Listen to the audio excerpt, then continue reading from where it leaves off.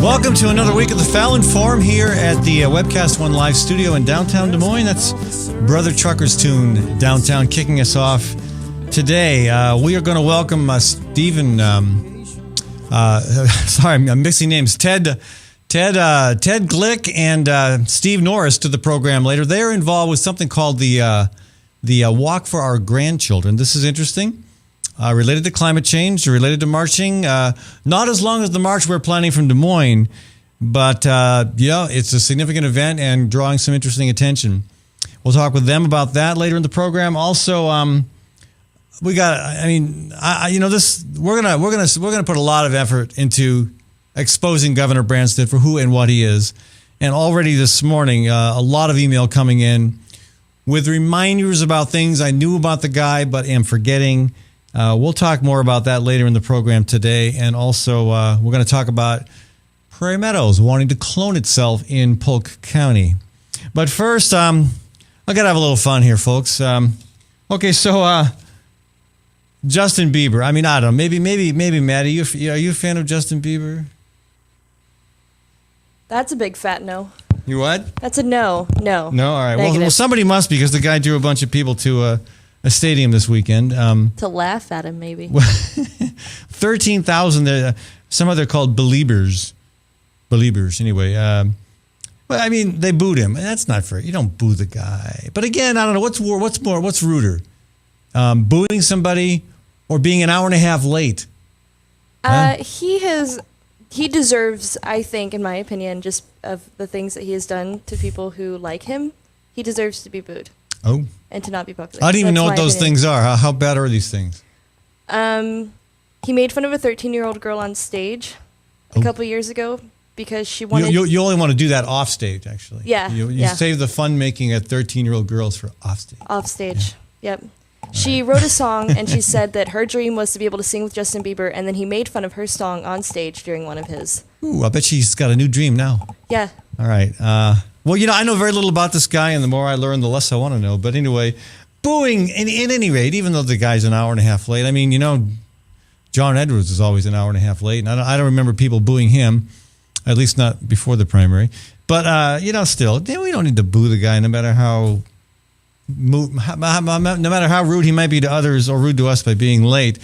All right, so I rarely talk about stuff on the sports page, but Wimbledon, this is fairly big news. In Wimbledon over the weekend, Andy Murray won the men's trophy. Okay, why is that so special? Well, because he's the first British citizen, the first resident of the United Kingdom to win that title since 1936. This is back during this is prior to World War II. Was the last time a Brit won their own big tennis event. So that's interesting to me. But here's my concern: is maybe you are not aware of the Wimbledon climate change connection, and if you are not aware, that's why I am here. That's why they pay me the big bucks, Maddie, to enlighten people about these connections that otherwise might be missed. Okay, now again, of course, if Frank from Des Moines can connect anything to gay marriage, I certainly should be given some liberty to try to connect Wimbledon to climate change. All right, so all right, again, first time that a Brit won this thing since 1936, and basically what we've seen is the absolute decline of British power in the world. I mean, it used to be the sun never sets on the British Empire. It used to be all sorts of pompous things. And, it's gotten really bad for that country now. I mean, really, what's going on? Well, we had the Beatles, and that was pretty cool. But it's bad when even the Scottish are dissing the British, as we see in this video clip here.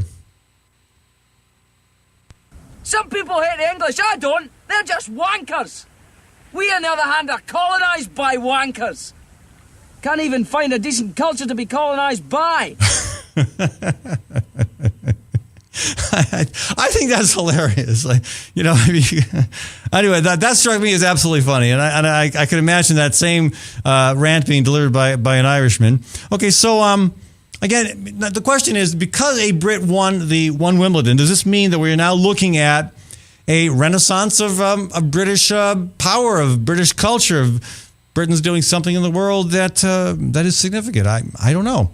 I'm not sure. I kind of doubt it, but then I come across this fantastic commentary by this young rap. Is this rap, Maddie? This is a sort of a type of rap. Holly McNish. I love her commentary about how skewed our priorities are in this country when it comes to our prudishness about the human body, yet our tolerance for all sorts of craziness with guns and other types of violence. Check this out. Dangerous than guns. Even when shooting blanks, they're our enemy number one. So I just don't understand what I must be missing, or if there's something about a man's bits I haven't quite got a grip on yet. Because as we pollute, loot and shoot British bullets into burning nights, we teach our children that this piece of skin is a more frightening sight than dropping bombs on children in Iraq like sick falling sweets, selling weapons worldwide, waging war on the weak. While we burn down more forests to produce more fake needs, spill oil into seas, spread disease and kill species, TVs, and we teach our children that Rambo and Van Damme is cool. But a boy with an erection is a sick and dirty fool. I thought that was great commentary. It's spoken word. That's what it's called. Spoken word? It's basically speaking poetry. Okay. Performing poetry. Okay, so I was verbally. wrong by calling it rap. Yes. Okay. All right. Thank you. It's always it's going to take a 19-year-old to correct me on these things. So thank you, Maddie. I think that's great commentary. She's got equally powerful commentary on the public shame of breastfeeding.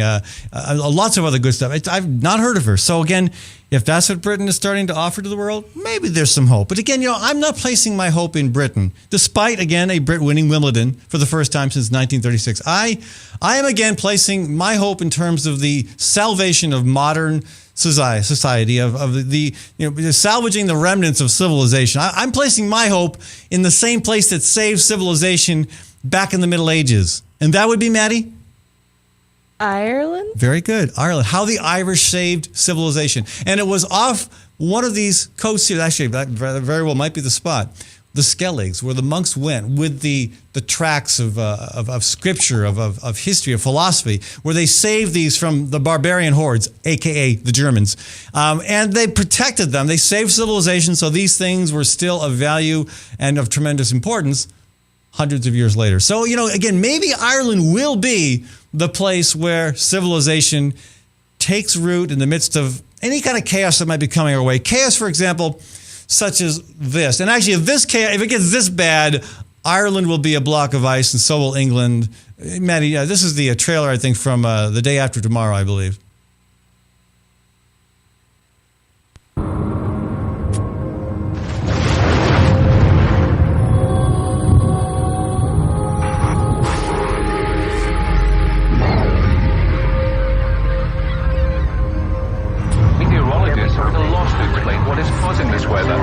Mexican officials closed the border. It was battered by the largest hailstorm on record. Here in New Delhi, it's snowing. In Nova Scotia, the ocean rose by 25 feet. Live from Los Angeles. What you see is happening now. Twister in Los Angeles. Massive. There is a wall of water coming towards New York City. Everybody, get out!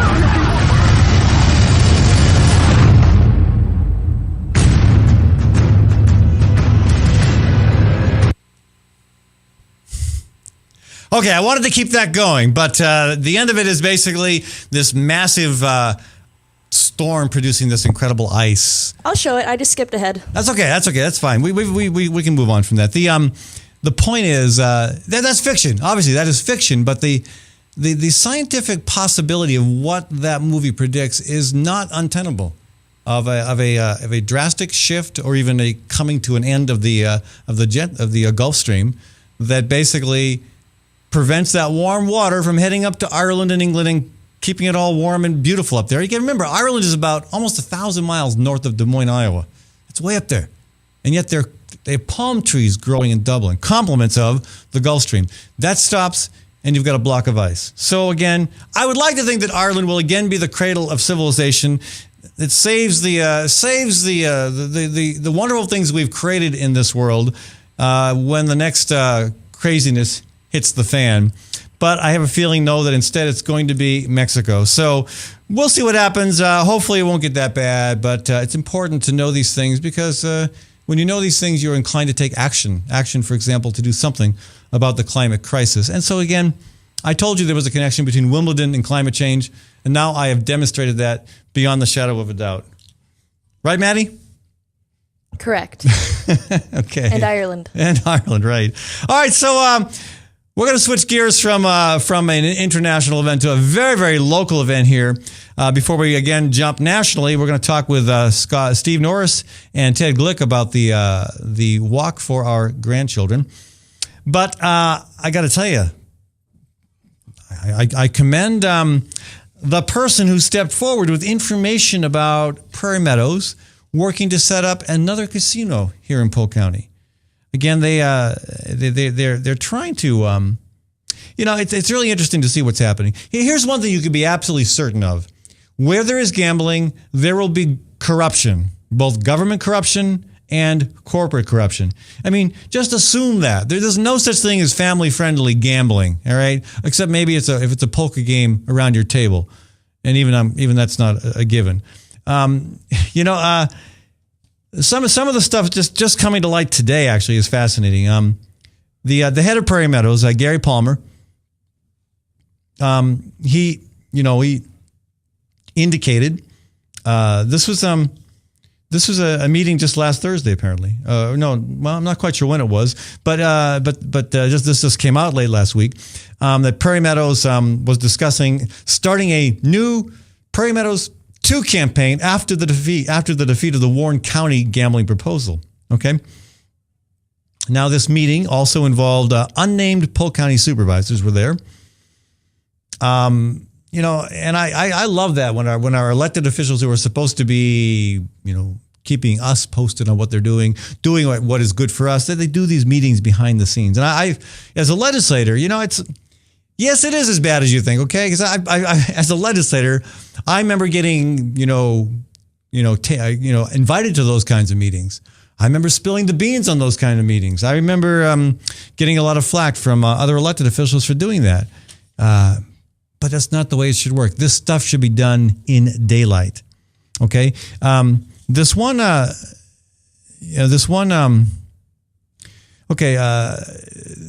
was this deposition taken as part of a wrongful termination lawsuit brought by a former employee of Bob Thursby at Lakeside Casino in Osceola, and that's how this information got out. Okay, the head of Prairie Meadows the CEO Gary Palmer initially told the Des Moines Register that there had not been any discussion of a second casino. Well, guess what? He's lying through his teeth, and he's been exposed. So, of course, he's trying to find a way to finesse that to kind of back out of it a bit. He says, he says, well, why would you want to have a second casino in this market? Well, you're just going to take money from one casino and give it to another, but not true. The research shows very strongly that if you create a second casino, you would create more gambling and an additional, I think it's $100 million worth of annual revenue. So we're going to talk a little more about this. I want to come back to this if we have time. We're trying to land some guests on this. There are folks who have been closer to it, might know more about it than we do. But for now, we're going to leave it at that. But this is an issue we will also be talking about because, gosh, anytime you start talking about expanding gambling, there are questionable interests involved. There is almost always greed. And there is the social impact that can't be measured. How do you measure the effect of a gambling addict's problems on his family? How do you measure what happens when the mom and pop bowling alley that used to draw clients now closes because their folks have moved to the casino, where they get cheap food and constant drinks and incredible stimulation to keep playing? How do you measure those things? It's hard to. How do you measure the increased crime that almost always comes when a casino moves to town? How do you measure the tax dollars that go to cover the law enforcement to address that increased crime? We don't have a good way of measuring that. The only thing they tend to look at is the number of tax dollars generated. That's the public perception, of course. What's happening behind the scene is the number of the amount of additional profit made by a few people getting very rich on this sort of thing. We'll talk more about this for sure. I got to run to a break. We're going to talk with Steve Norris and Ted Glick when we get back about the the walk for our grandchildren. Again, this is another of many climate change initiatives happening across the country. I do want to thank the Iowa chapter of Physicians for Social Responsibility, also the Iowa chapter of the Sierra Club and the Great March for Climate Action for being partners with me in this program. I want to thank all of our business supporters, especially at Gateway Marketing Cafe. Gateway is our anchor business sponsor and supporter of this segment of the show. And again, check them out. If you've not been to Gateway, you're missing out because you get a tremendous selection of local foods at their grocery store, and also a great display of opportunities in the deli for breakfast, lunch, and supper. Also, of course, there's a catering service. So check out Gateway Marketing Cafe at 20th and Woodland. And again, thanks to all the people who do support this program. Businesses like Leonard Tinker Heating and Cooling. Also, the Story County Veterinary Clinic up in Ames, actually between Ames and Nevada. And one of my favorite restaurants here in Des Moines, Fighting Burrito at 13th and Locust, also located in Ames on Welch Avenue. We'll be back in just a couple minutes with a conversation about the walk for our grandchildren. Concept Studios. This is Webcast One Live. Drug and alcohol addiction slowly steals a person's identity, tearing away pieces of their life little by little until one day it seems like the hope of a happy future is gone and there's no chance of getting it back. Here at St. Gregory Retreat Centers, we can assure you that there is hope. Our unique approach to recovery begins with the understanding that the dysfunction and damage caused by addiction can be overcome, not just dealt with. Don't let another day go by. Call St. Gregory today.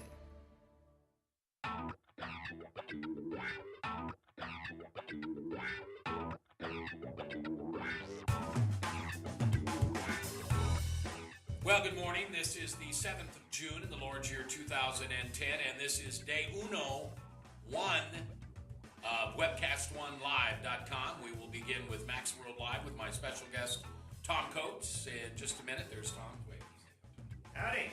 And we will be live for the very first time on Webcast One Live.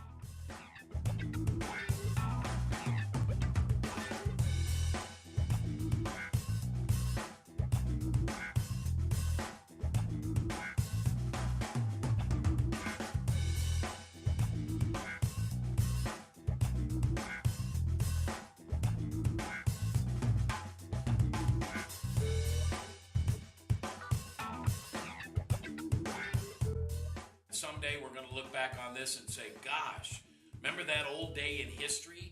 Wonder where Walter Cronkite was. He must have been around hanging there too. But actually, it's the beginning of Webcast One Live. And thank you for listening. Thanks, Rob Spearman, and everybody who's put together this project together. And we're ready to go live now. So thanks for listening to MaxWorldLive.com.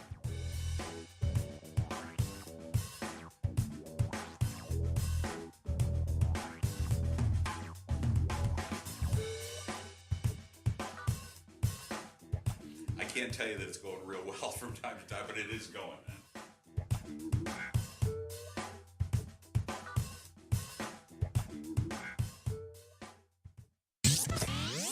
From the RE/MAX Real Estate Concept Studios, this is Webcast One Live.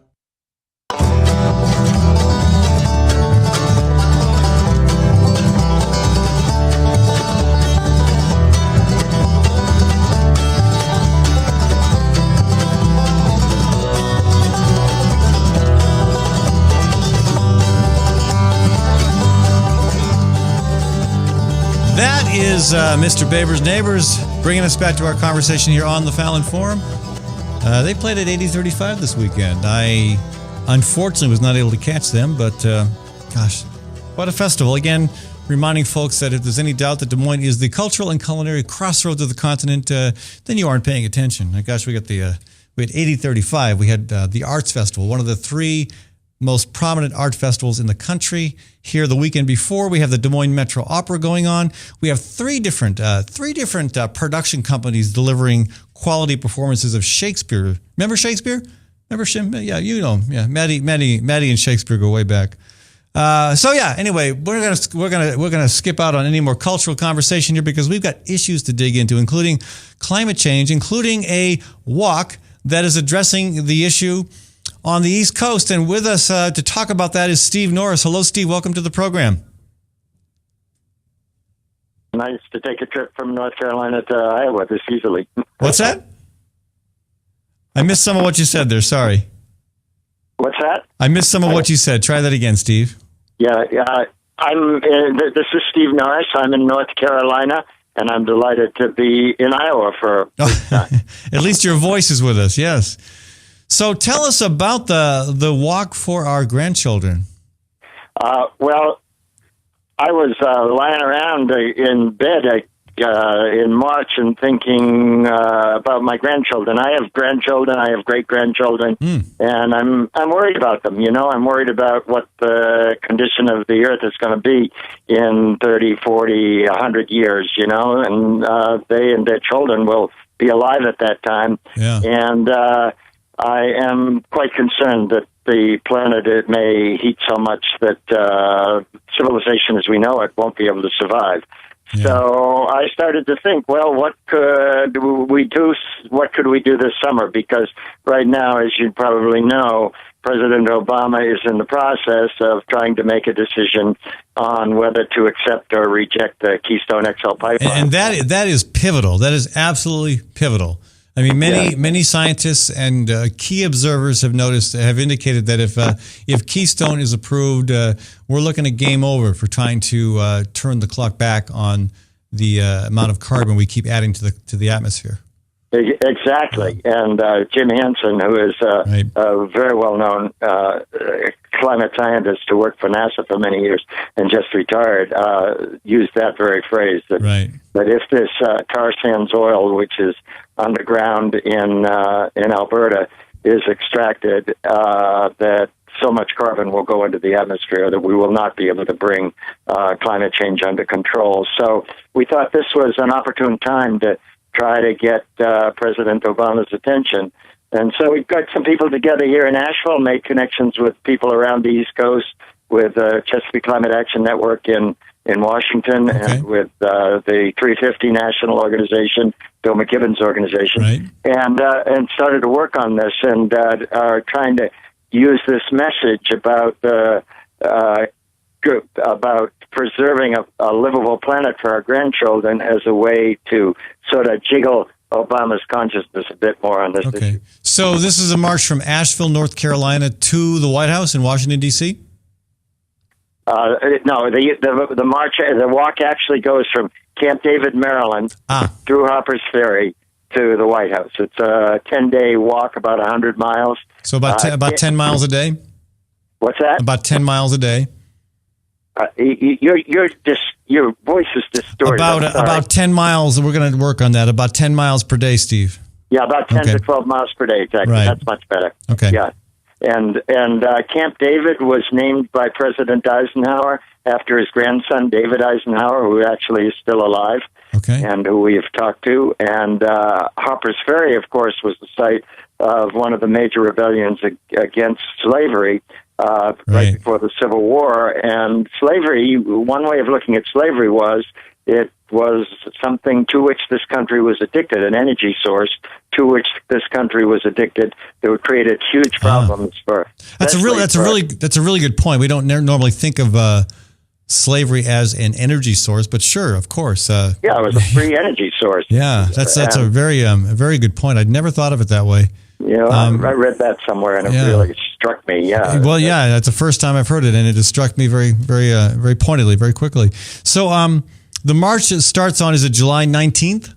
That's correct. It starts in Camp David at noon on July 19th, and about 20 people are going to hike partly on the Appalachian Trail and partly on roads from Camp David to Harper's Ferry, and then in Harper's Ferry, about 75 or 80 other people will show up, and we'll have about 100 people walking the distance from Harper's Ferry to the White House. So you'll have 100... and we'll have day walkers, too, people who show up for the day. So you have 100 people. How many people actually going the entire way from Camp David? Well, we don't know yet. Okay. I mean, it's another couple of weeks before we start. 2 weeks from today, actually, we set out from Harper's Ferry. But we have limited it to 100 because just the logistics of providing food and I can relate to that. Of course, we're organizing logistics for 1,000 people marching across America next year.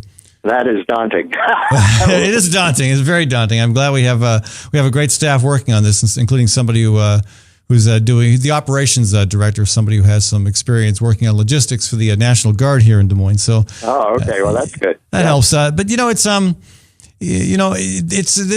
are very, very troubling times to see us facing such a huge crisis, a crisis that is manifesting itself in so many ways, in so many places constantly, and still somehow not able to make that connection that we need to take action.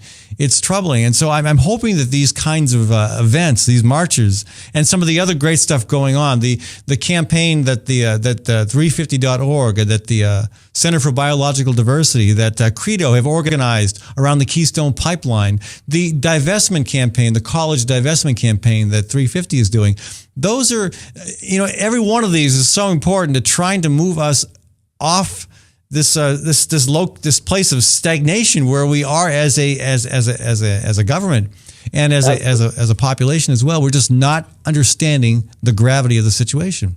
Well, a lot of people do understand, and of course, more and more people are getting inspired to join in this. And as you're saying, 350 and so on have played big roles in this. And there's a lot of other even more active and confrontational things going on all over the country and in Canada. Yesterday there was a march, just a day-long march in Alberta, led by the Native American group there called Idle No More. And then, in East Texas, all this spring, there were young people sitting in trees to prevent the bulldozers from clearing the land for the pipeline to be built through there. So I had not even heard of that one. There's major stuff going on, and it's having an impact. The State Department a couple of months ago in April issued an awful report essentially saying this tar sands oil in the Keystone XL pipeline would make no difference in climate change. I was absolutely shocked and appalled at that report. That report is not worth the paper it was written on. It's an insult to scientific intelligence. Right. Well, it was written by the fossil fuel industry. Well, no surprise.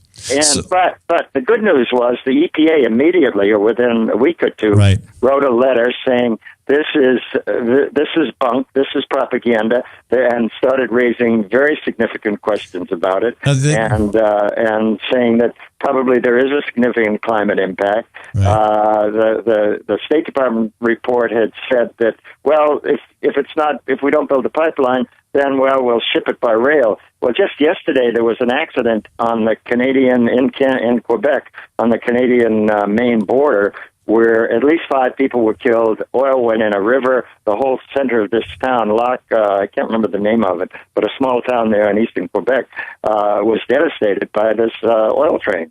So we've got to bring this under control. Yeah, no, I heard about that. That is very disturbing. So, again, you've obviously heard of the Great March for Climate Action, which we're putting together. Yes, I've heard about it from you. Yeah. Okay. Now, are there folks walking in the Walk for Our Grandchildren that might be interested in doing something a little bit longer next year?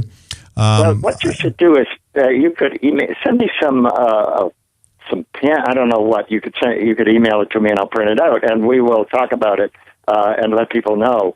I mean, yours is a much more ambitious and time-consuming kind of affair. Although I assume people can join your walk for a week or longer, right? You're going from the West Coast to Washington. We're going from Los Angeles to Washington, D.C., starting March 1st and finishing on November 1st. Okay, so 2,900 longer than ours. Yeah, a little bit. Yeah, 2,980 miles, about 14 miles a day with a day off every week. So, yeah, you're right, though. The logistics are astounding. But the intent with all these activities is to raise public awareness about the gravity of this situation, and also to raise awareness among our elected leaders. And in the case of next year, too, we want congressional candidates, both incumbents and challengers, to make this a higher profile issue in their campaign. Yeah. I mean, everybody needs to be talking about it. And really, I almost hesitate to use the word issue. It's really not an issue anymore. It's a crisis, and we need to treat it as such. Yeah.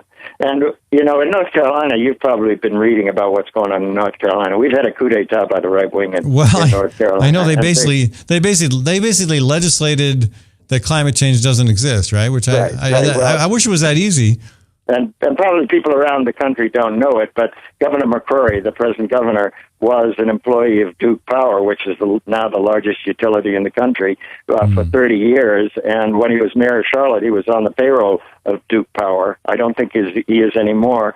And the chairperson of the Public Utilities Commission in North Carolina, a guy named Finley, was one of the chief lawyers for Duke Energy for a long time. Yeah. So Duke Energy, one of the biggest energy and most egregious, who has some of the most egregious practices in the country, are running the state of North Carolina, and it's really bad.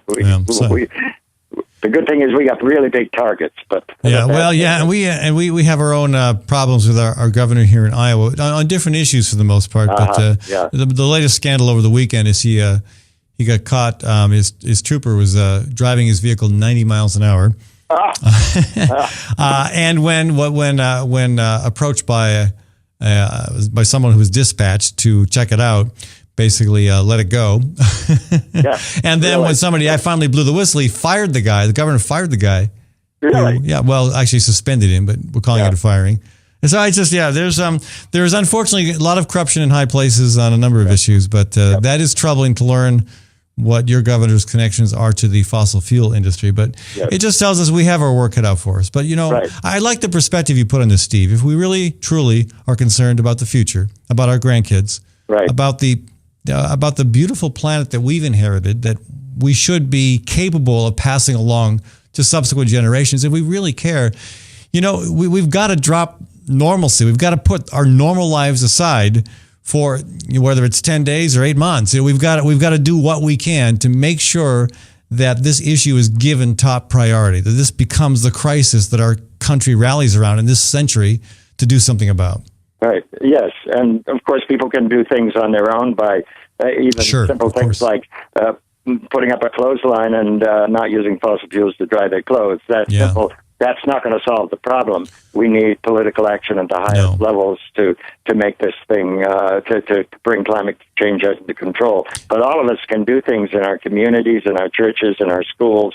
And there's a lot going on all over the country around that. Schools that are putting in photovoltaics and communities that are building local power stations. That's on a small scale right now, but it is happening. It is. So all of that is part of the process that we need to go through to change our economy, to change our technology, and to bring these things under control. We just need to ramp up the pace of what we're doing, and it needs to be not just personal, but political as well. We need to be doing everything individually we can do, but gosh, it's going to take a lot of policy changes to really get us heading in the right direction. And again, one more question, Steve, before we end this segment of the show. Keystone Pipeline. Again, you and I and many others, most anybody involved with this issue has deep concern about that issue, about whether the Obama administration will approve the pipeline. Did you see any hope from his speech a couple of weeks ago? Any indication as to how you think he might rule on the pipeline based on what he said during that speech? I was a little bit, but only a little bit hopeful after that speech, because he did at least say that the metric by which he would decide on whether to approve or reject Keystone had to do with whether it would have a significant impact on the climate. The problem is that kind of metric can be played either way if he wants to, or if the pressure is brought on him so that he can't resist. But he's intelligent. He would have to be lying to himself to believe that it will not have a significant impact. Yeah, you have to be deluding yourself, and he's brighter than that. He's a politician, but he's also a politician, know. And while I have a lot of respect for politicians, and I actually have a lot of respect for President Obama. I voted for him. I was very happy when he was elected and so on. And I think he was far better than the alternative. On the other hand, he is under enormous pressure. I did some research a couple of weeks ago about the lobbying firms that are working for him, and they are getting tens of millions of dollars simply on this one issue, and former Democratic Party activists who worked for Obama, who worked for John Kerry, who worked for Bill Clinton, who worked for Hillary Clinton and Joe Biden, some of them who were their aides and so on are now working for the lobbying firms who are advocating Keystone. So this is a really tough one for somebody like President Obama, I assume. Yeah. Well, Steve, thank you so much for joining us.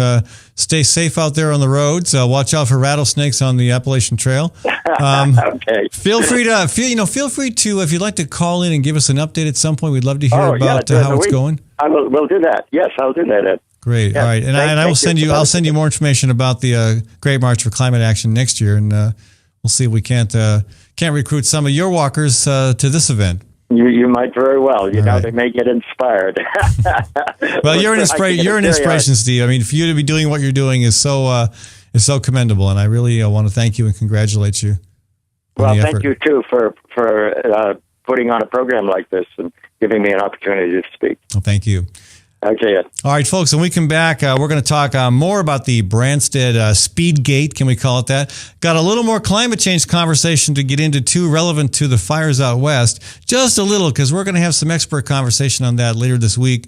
David Goldstein, a columnist who writes frequently with the Huffington Post, has some good ideas to share with us on that later this week. But again, we'll be back with more conversation in just a couple minutes here. I do want to thank the Des Moines Metro Opera for sponsoring this segment of our show. Was sorry I was not able to at the last minute get to the production of Elektra, but I heard it was sold out. I heard it is a fantastic production. And of course, the season's not over yet. You've got Elektra, you've got Peter Grimes, you've got Romeo and Juliet, all at the opera's headquarters, or their theater rather, at Simpson College in Indianola. So again, when we talk about culture in Des Moines, they're one reason why it's a fantastic place to enjoy the arts. It's the Des Moines Metro Opera. I'll be back in just a few minutes, folks, on the Fallon Forum. From the RE/MAX Real Estate Concept Studios, this is Webcast One Live.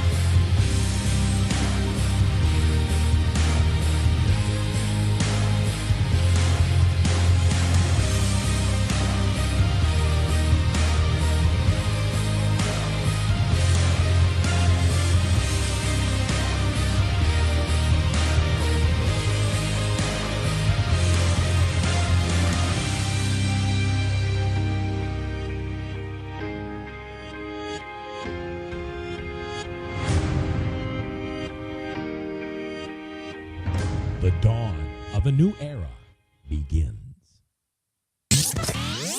From the RE/MAX Real Estate Concept Studios, this is Webcast One Live.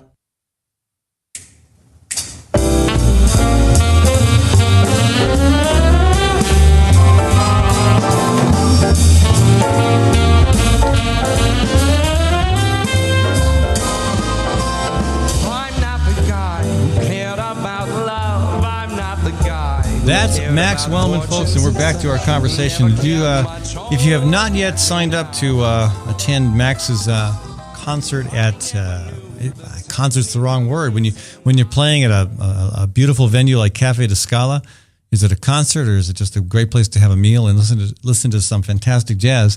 That's going to be this coming Wednesday, July 10th, coming right up. And there are only, I think, 10 seats available. So, and it's only like $15. Of course, you pay for dinner as well. But the quality of the music, and again, we have so much going on in Des Moines, and Max Wellman has quickly become a real Des Moines gem in terms of his rendition of a lot of the wonderful tunes that so many of us remember from a long time ago. So, check out Max's stuff there on July 10th. He's also got a concert coming up with the Grapevine. And there's information about that on my website, the fallonforum.com. I do want to thank specifically for sponsoring this segment of our show, one of my other business partners, Hawk Restaurant, HOQ, Hawk Restaurant in the East Village in the east side of downtown Des Moines. Check them out, folks. Again, what's really, really cool about Hawk is that 90% of the food you will find at Hawk comes from local farms, local producers. I also want to give a quick shout out to Diana's Wedding Cakes, also Sergeant's Garage and Ritual Cafe. These are three of the local businesses that help make this program possible. And it always makes a difference. You got a car that needs fixing, give Graham a shout at Sergeant's. You got a wedding cake you need, give Diana a shout. Ritual Cafe, again, no need to tell you more about them. They're a well-known quantity in this community, but let the people who support the show know that their support is appreciated. Okay, again, switching gears. Governor Branstad, I mean, I was never a fan of Governor Branstad, but we served together for 8 years. I was in the House, he was governor. I can certainly tell you some of my run-ins with him, but it just keeps getting worse. He seems to think that he is basically, it just seems like royalty. I'm calling for a campaign to end Branstad's reign of error. It's got to end. I know he's already served 5 terms. This is 20 years. And, if he serves one more term, he'd be the longest standing governor in U.S. history. And maybe there's some pride to that for him, but it's not for us. We should be embarrassed. There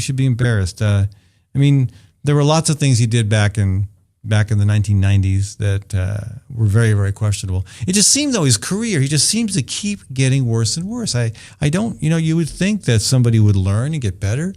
He just gets worse and worse. Okay, and he's got this what I call, it's a kind of a take no low income or working stiff prisoner's track record. Look at the things he's been doing. And I've been getting a lot of email on this. I want to share this, but I want to talk about one thing in particular, just this last week. This is the speeding scandal. Let's call it Speedgate, because we love to put the word gate on the end of anything that deals with a scandal. The governor did fairly well in a recent poll. I was actually surprised and frankly disappointed. But I'd love to see a new poll. I'd love to see a new poll that asks these 2 questions. Dear poll respondent, do you feel it's okay for an SUV transporting the governor to drive 90 miles per hour? Second question, dear poll responder, should a state employee who blew the whistle on one such speeding incident have been suspended? Again, I'm suspecting that 90+% of you are going to say no. But if you answered yes to either question, congratulations. You're probably in a very elite club that Branstad is going to need to tap into right now. I do think this is possibly the straw that broke his back, that is going to get the public to understand what kind of a person he is. I don't like to say bad things about people, but I'm also not going to lie to you. There's something desperately wrong with our governor's priorities. He does not understand the average person's situation. He clearly is missing out on so much. And after this was kind of the straw that broke my back on this. I'm going to use this program to talk about what's going on with our governor and why he needs to go.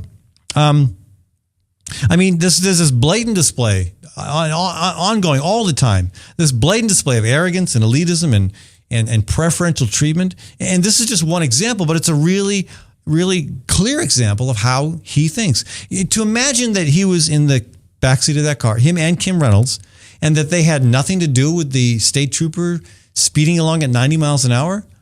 No. The state trooper is not going to do that without some direction from the governor. And I can tell you that,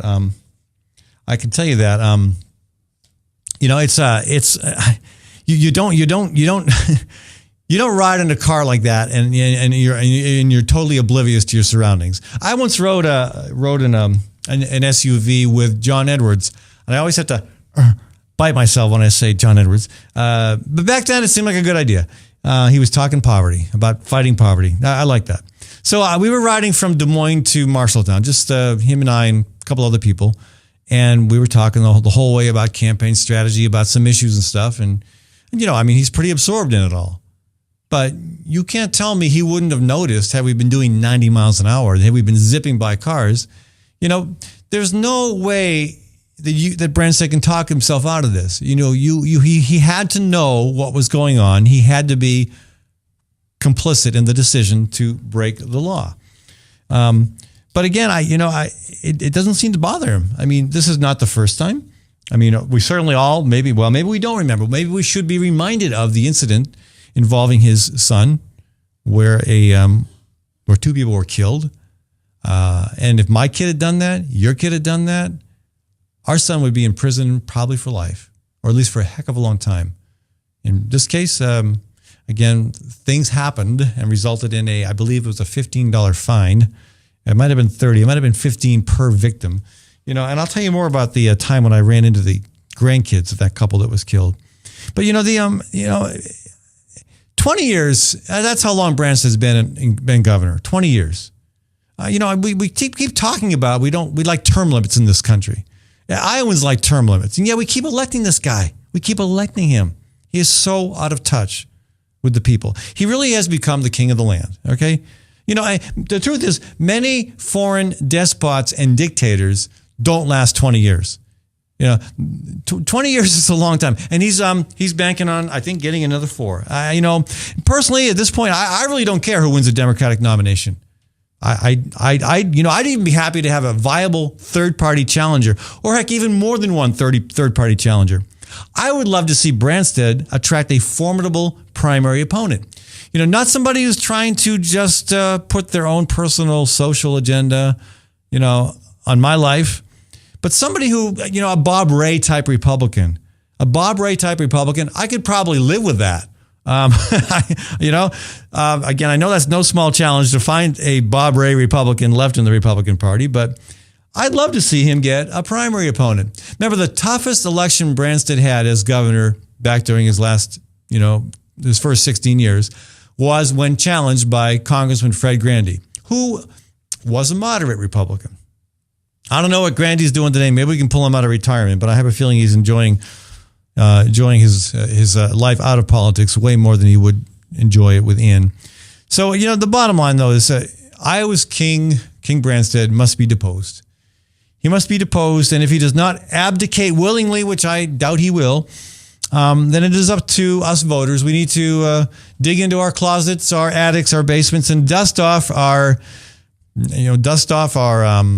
pitchforks, our torches, if you will, and non-violently, of course. Non-violently, with those pitchforks and torches in our hand, figuratively. We need to storm the voting booths in 2014. We need to turn out in 2014 in a strong way and say that, this is unacceptable. This man has to go. The king must abdicate. Again, I think the speeding incident is only the tip of the iceberg, and we're going to talk more about what that iceberg looks like in subsequent programs. I promised you a conversation about some aspects of the West, the fires going on in the West, but I do see that Tom Coates wants to join us, and I'd love to have Tom talk a little bit about this, talk about stuff happening, preferential treatment for politicians and their pals. Well, it looks like the conversation about a second casino would fall into that category as well. So when we come back from a short break, we're going to talk with Tom Coates about that. We'll revisit that issue as well and tie the program up a little bit later with a bit of a conversation about the wildfires raging out west. From the RE/MAX Real Estate Concept Studios, this is Webcast One Live.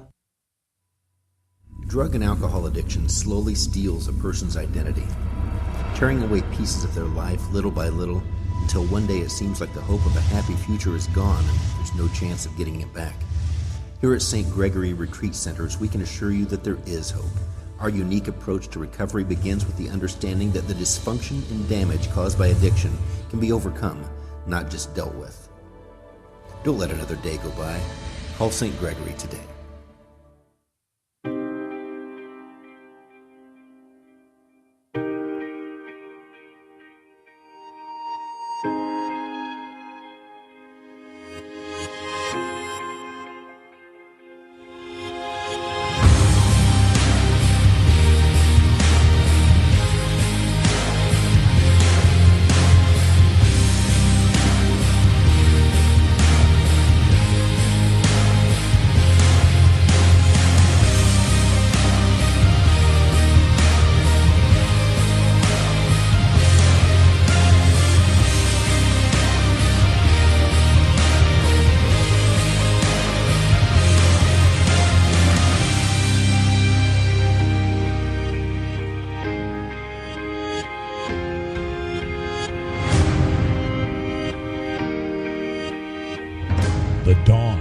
new era begins. From the RE/MAX Real Estate Concept Studios, this is Webcast One Live.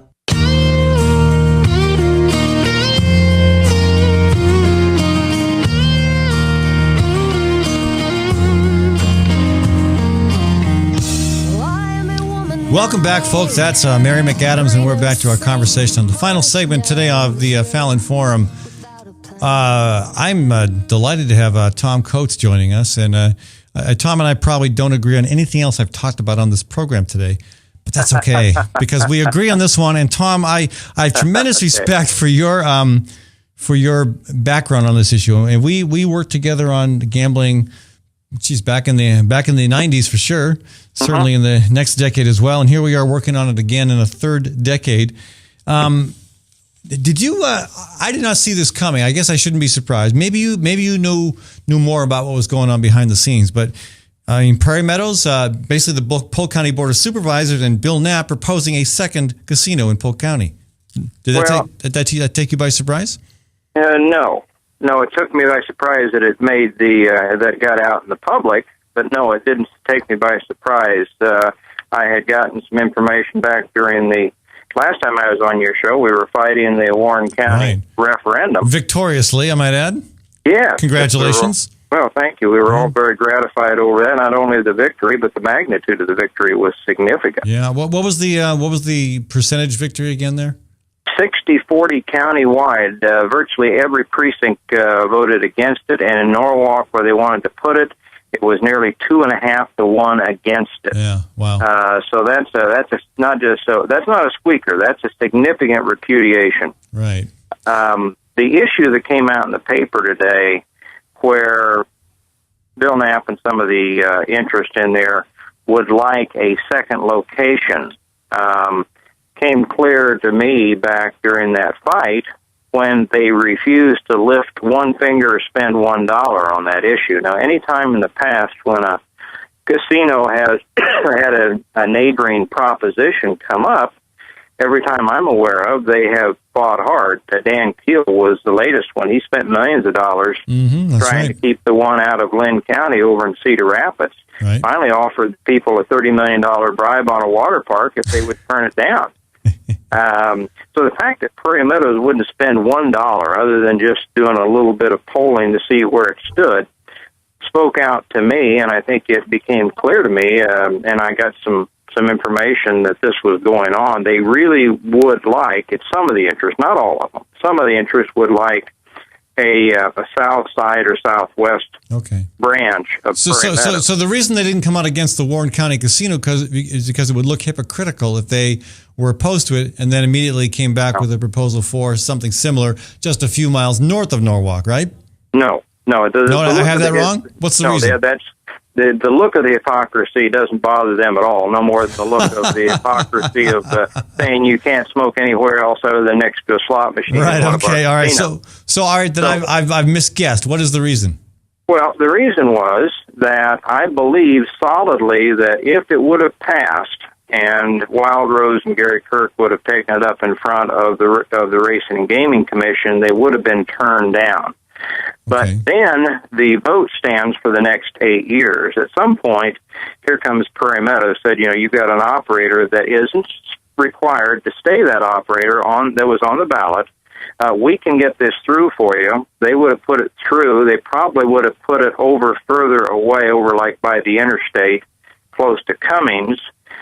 We would have bought out or closed down the Osceola operation, and they would have had a paying proposition in Warren County that would have put off anything else and would have generated more revenue further away from Prairie Meadows than it was originally proposed to be. So you're saying the casino would have existed in Warren County in a different location, but have been controlled by Polk County interests? Owned by Prairie Meadows, right. Oh. And it would have been a twofer for them. I mean, they don't like Gary Kirk any more than he likes them, and it would have he would have spent $300,000 plus getting it in, and then they would have taken it away from him like a big kid on the playground takes candy away from the little kid. I've seen that happen. Yeah. So that's fascinating. It's an amazing theory. Is there any kind of paper documentation proving it? No. Okay. And the verbal that I got has panned out now that in fact it's been released in public. So everything I heard privately has pretty much panned out, and I have little doubt that that's the only speculation that made any sense on why they wouldn't oppose one iota, because it would have significantly cut into their profits if a Warren County casino had been put in, run by Wild Rose. Right. It wouldn't the other way. So I feel pretty good about that theory, Ed. I'd stand by that one. I liked my theory, except I think you shot a pretty big hole in it when you said that they aren't afraid of looking hypocritical. So you've got a good point there. Yeah, you've got a good point there. So this has been exposed actually through a rather circuitous manner through the filing of a grievance by a former employee. Mm-hmm. Interesting how that comes to light. But so what happens next? What are they really serious? I mean, you got Gary Palmer talking out of both sides of his mouth. You know, I mean, really, to the point of I think he would be embarrassed by what's come out about what he said, again, in both directions. But truthfully, what is going to happen next? Are they going to really push forward on this? I was told, I haven't checked this, I was told by somebody that was supposedly in the know, that if they went that route in Polk County, which is the only one they could go with now, because none of the other surrounding counties will go for it. None of the other surrounding counties around the metro will go for it. I think that's become pretty clear. Right. It will have to be put back up on the ballot for Polk County, and I think that's a risk that they may. If that's the case, and I haven't verified it, but if they have to put it back up on a ballot initiative, 9 years ago, Warren County voted 54 to 46 no. Now they come out in greater numbers and they say 60-40. We want nothing to do with it. Yeah. If you check the mood of the people, you will find out that the attitudes are hardening against the casino, not lightening up on it, not becoming more accepting. But the fear would be that would be a major repudiation to the Polk County Prairie Meadows interest to have them come out and repudiate it on the ballot. So if that's the case, they may well be afraid to do that. Yeah, I mean, at the same time, of course, Polk County has done a really, really good job at getting a lot of players on its side by doling out money, not just to nonprofit organizations that have a presence in the community, but to schools and local governments. And you make a lot of friends when you hand over checks for $10,000, $50,000. Lots of small checks, and you've got people on your side when it comes to the next vote. There's many different strategic partnerships in this Polk County arrangement. We talked about it when it first hit in. It's nice in one fashion to have a nonprofit control it, where they have to pass out, instead of putting the profits in the pocket of a few, they have to pass out. But at the same point, now it co-ops and it corrupts many of the other interests that might be willing to step up and say, hey, there's some downside here. Now they won't, including the media. TV and the newspapers used to do stories on the downside of gambling. You haven't seen anything for years, have we, Ed? No, not much. But Tom, I'm out of time. But what I'd like to suggest is if you got a second, I'll put you back on hold, and maybe we can set up a time to have you in next week or the following week, whenever it works for you, to talk about that. Let's give some airtime to the downside of gambling and why people in Polk County want to be paying attention. And if it does get to the point where the supervisors offer this proposal, we will want to be ready to mobilize against it. So if you'd like, I'd love to have you back on the program sometime to talk about that. Sure, I'd be happy to come back on and talk about it, Ed. All right. And we won't talk about any of those other things we disagree with, all right? Okay. But sometime we might, just for fun. All right, folks. We have in the past. We have in the past, yes. Always entertaining. Again, Tom, you're a great resource on this issue. You told me things I didn't know, and I look forward to having you back on the program. Folks, this is Tom Coates joining us here on the Fallon Forum. Thanks again, Tom. Thank you. I'm out of time. I'm not going to talk much about the fire issue. We'll save that for tomorrow and Wednesday, but it's a really important conversation to have. And for so many reasons. Again, very tragic what happened to the firefighters in Yarnell, but the story is much bigger than that, obviously. I do want to thank the $1 Million Marathon for sponsoring this segment of our show. It's coming right up, folks, with a $1 Million Marathon, 160 marathons running consecutively across the country, starting in Washington State, ending on the East Coast. I think it's about 4,000 miles altogether. They will be landing here in Des Moines shortly, later this week, and we'll have quite a reception for them. So look forward to seeing the $1 Million Marathon roll through town. and along with it, hopefully generating $1 million for cancer research. Again, I want to thank the Immigrant Entrepreneur Summit for helping to sponsor this program. I want to thank Dan Kelly and Dan's real estate business in Newton, where if you've got a home to buy or a business to buy or sell, give Dan Kelly a shout. I want to thank Tally's Restaurant, Bar, and Catering. After a really, really hot time at the 8035 concert, I was managing a booth there for the Climate March. Went off to Tally's and sat up on the rooftop under an umbrella in the evening. It was absolutely gorgeous. And the pork marsala, it is fantastic. It's a new item on the menu. Check out Tally's, folks. That's, again, 2712 Beaver Ave. They've got rooftop seating and also seating outside on the street level. We'll be back tomorrow. We're going to talk about the Waldorf Education Program, and we're going to talk with a couple people who have experience in that, both as a teacher and as a parent. So I'm looking forward to that conversation. Again, we will talk some about the wildfire issue, and who knows what might happen between now and then that we'll have to put on the docket as well. I want to thank Maddie Arrington, my producer, and also Webcast One Live. I'll be back tomorrow. From the RE/MAX Real Estate Concept Studios, this is Webcast One Live.